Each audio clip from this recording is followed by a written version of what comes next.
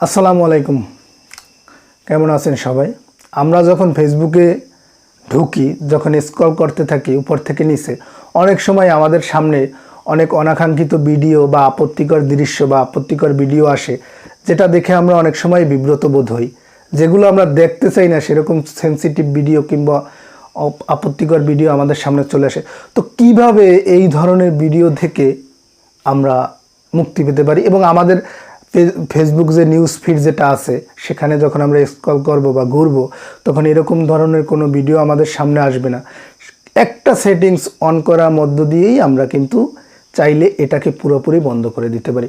তো আজকে দেখাবো আমি আপনাদের কিভাবে সেই সেটিংসটি চালু করবেন। চলুন শুরু করা যাক।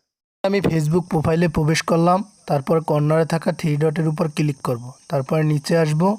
নিচে আসার পরে সেটিংস অ্যান্ড প্রাইভেসি নামক একটা অপশন আছে, সেখানে ক্লিক করব। তারপর সেটিংস নামক যে আরও একটা অপশন আছে সেখানে ক্লিক করব। সেটিংসের উপরে ক্লিক করার পরে এরকম একটা ইন্টারফেস আসবে। তারপরে আমরা নিচে যাব। নিচে যাওয়ার পরে নিউজ ফিড নামক একটা অপশন পাবো, সেখানে ক্লিক করব। ক্লিক করার পরে নিচে দেখেন রিডিউস নামক একটা অপশন আছে, সেই রিডিউস নামক অপশনের উপর ক্লিক করব। ক্লিক করার পরে একেবারে নিচে সেনসিটিভ কন্টেন্ট নামক একটা অপশন আছে, সেই অপশনটার উপরে আমরা ক্লিক করব। ক্লিক করার পরে দেখুন রিডিউস মোর নামক একটা অপশন আছে, সেই অপশনটা যদি আমরা চালু করে দিই তাহলে আমাদের নিউজ ফিডে কোনো আপত্তিকর দৃশ্য বা অনাকাঙ্ক্ষিত কোনো ছবি আসবে না। এটা আমি করলাম ফেসবুক প্রোফাইল থেকে। যদি আপনারা ফেসবুক পেজ থেকেও করতে চান, সেটি কিভাবে করবেন সেটা আমি এখনই আপনাদের দেখিয়ে দিচ্ছি।